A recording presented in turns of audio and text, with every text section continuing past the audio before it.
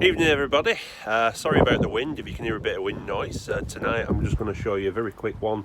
Suddenly dawned on me the other day when I was sorting a few bits and pieces out in the back of the car, trying to have a bit of a tidy up. There's a quick trick that I use and it certainly helps you out if you're in a tight situation when you're trying to mount a board. So let's get into it. So we've all had the age-old problem of trying to fix a consumer unit to an uneven wall surface. Now traditionally we could use pieces of timber stuck behind, and I'm sure we've all used that, or we've got conduit such as this, either metal or plastic. Obviously there's limitations with regards to this, and it's time consuming cutting tiny pieces of plastic at different sizes, trying to get it behind. Then you've got the thing ripping on the wall, etc.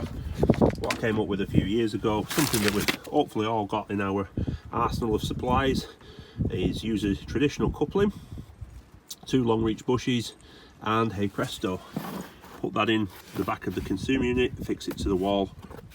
It's a good strong metal construction, and you can even wind it in or wind it out to suit the relevant distances that you're dealing with. I use these anyway as spacers on the wall so that there's a gap between the consumer unit. You can even just use the coupling or the bush on its own, depending on what the gap is that you've got to bridge.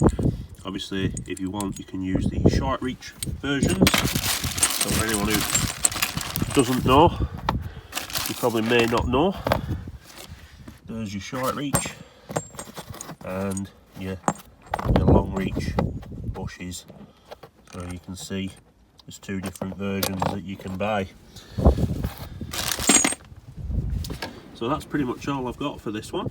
So there should be a picture coming up on the page just around here anytime soon, give you an idea of the board that I did a few years ago, where I used one of these, and it's just a coupling with a couple of long reach bushes in, and obviously you can just spin it down to make up the distance that you need to make up on an uneven wall surface. So I hope you found this video very useful. If you did, please give it a like, subscribe to the channel, and thanks very much to everyone who's subscribed already. I look forward to seeing you on the next one. Cheers guys.